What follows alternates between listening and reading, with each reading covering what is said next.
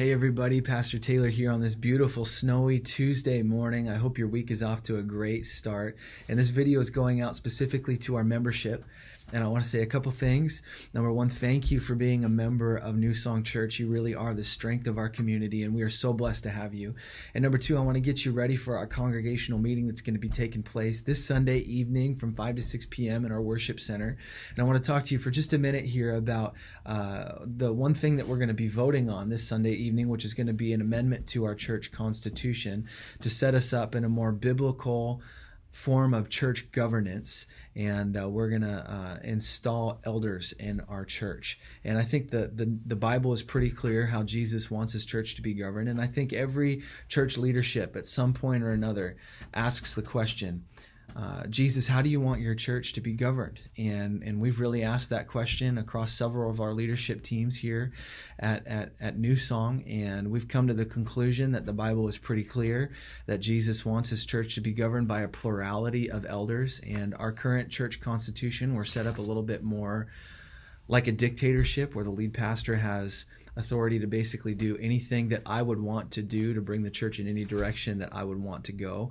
And I'm just really not okay with that, because that doesn't seem to be the biblical pattern of how Jesus wants his church to be governed. And so, in fact, one of the first things that I did when I became the lead pastor of our church is I immediately installed 3 other elders in our church community, which are Tim McClellan, Jim Madison, and Ty Morgan, who have actually been functioning in that role alongside of me over the past year and a half.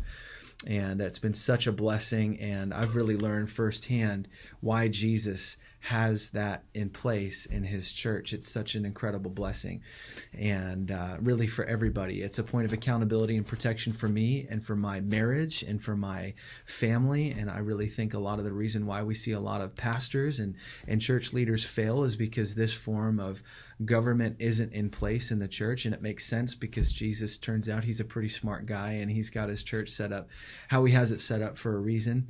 And ultimately, it's a canopy of safety and accountability for the church as a whole. So this is going to make us an incredibly healthy church as we're stepping into the biblical pattern of how Jesus wants his church to be set up.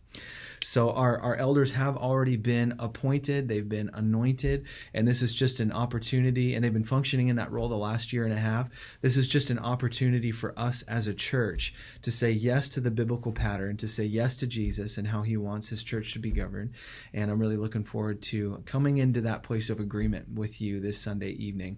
If you've got any questions, if you haven't seen the proposed amendment to the church constitution, reply to this email and I can shoot that over. If you've got any questions this week, please send them to me, and I'd love to get those answered for you this week. But at the end of the day, we have to ask the question, Jesus, how do you want your church to be governed? And then we have to do it, because he is Lord. We don't get to make those calls.